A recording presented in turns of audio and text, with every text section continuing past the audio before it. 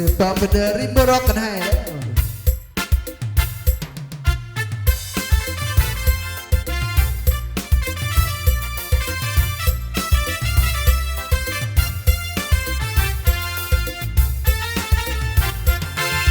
ปัญหาหนักอีกแล้วเพราะว่าสาวเงินไก่บอกจะทำอย่างใดสาวเงินไก่นั้นงามอีกเพื่อนหรือคนละปากหัวเขานึกกลัวเพราะไม่นางนักหนาคิดอยากจะไปเราจะอยากเขาหาว่าผู้ให้อายโจรคิดอยากบอกกับน้องไม่เหลือทองแอบสุดหัวใจคิดอยากทำหัวเข้าไปคงบ่ไหวเพราะมันสูงพี่ลึกคิดอยู่หลายคืนหลายวันไม่ต้องขาดก็ตะวันยิ้มให้แล้วเราจะทำอย่างใดโอ้คิดได้จะลอดหัวไปหาดาวโอ้คิดได้จะลอดหัวไปหาดาว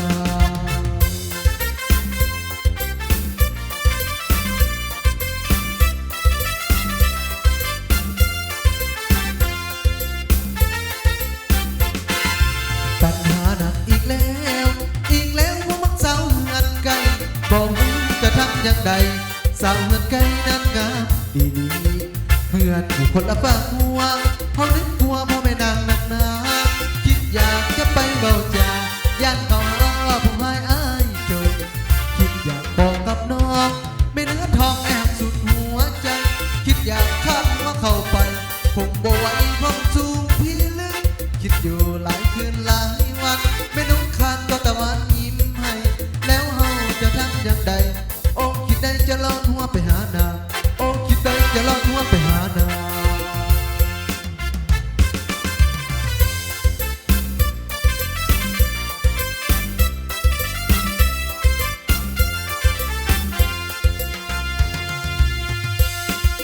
เอาสาวเสียงขวางทั้งน้ำทั้งเก่งมอบให้พี่น้องเสียงขวางบัดนี้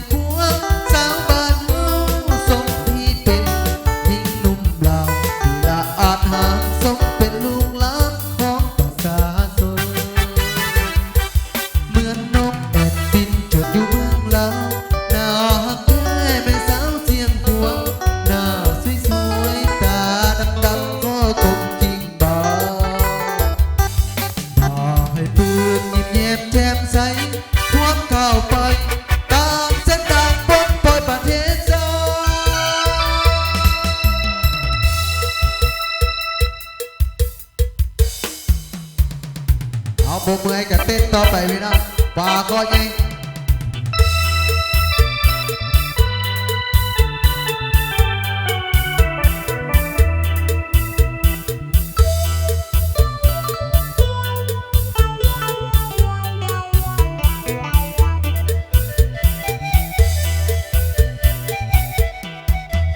เดือนสามออกไม่สามคำได้มายังสาวบ้านพูดไทยมาทับทุนควันเขาเป็นอีกของเจ้าละของเขาพูดไทยสาวบ้านวัฒนธรรมใหม่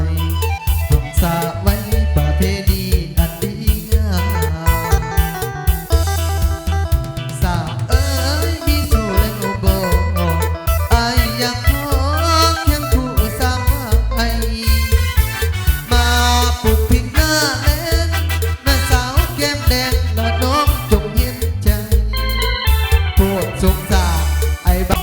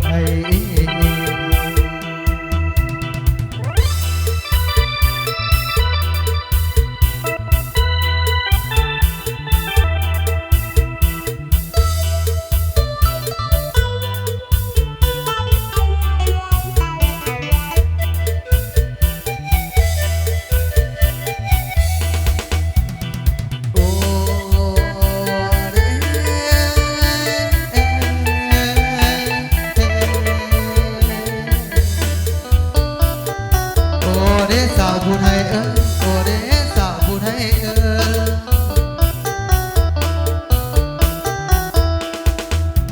ทั้งเอ้ยสาวผู้ไทยนั้นเอ้ยน้องให้น้ำอดน้อสาจำโอ้ยกินเกลือต่างแล้วใจผู้งาม